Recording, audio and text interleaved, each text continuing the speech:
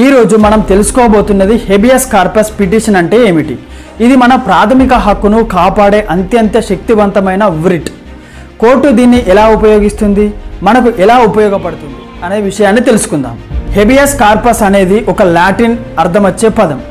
దీని యొక్క ముఖ్య ఉద్దేశం ఏమిటనంటే ఎవరినైనా అక్రమంగా జైలులో పెట్టి లేదా నిర్బంధించిన కోర్టు ఆ వ్యక్తిని వెంటనే తన ముందు ప్రవేశపెట్టాలి, హాజరుపరచాలి అని ఆదేశిస్తుంది.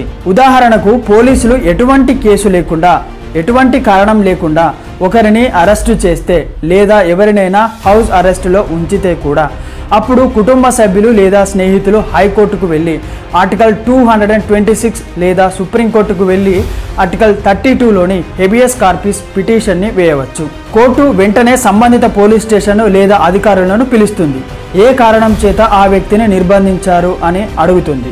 సరైన కారణం లేకపోతే కోర్టు వెంటనే ఆ వ్యక్తిని విడుదల చేయాలని ఆదేశిస్తుంది. హెబియస్ కార్పస్ వ్రిట్ మన యొక్క హక్కు. Article 21 right to life and లిబర్టీని రక్షిస్తుంది. ఇది పౌరుల కోసం చివరి ఆయుధం లాంటిది. ఎవరైనా మన హక్కులను ఉల్లంఘించినా మనం కోర్టు ద్వారా రక్షణ పొందవచ్చు. అందువల్ల హెబియస్ కార్పస్ పిటిషన్ అనేది మన స్వేచ్ఛను కాపాడే శక్తివంతమైన న్యాయ సాధనం. మీరు లేదా మీ కుటుంబ సభ్యులు అక్రమంగా నిర్బంధించబడి ఉంటే వెంటనే అడ్వకేట్ని సంప్రదించి కోర్టుని ఆశ్రయించి మీకు సంబంధించిన వ్యక్తులను విడిపించుకోవచ్చు.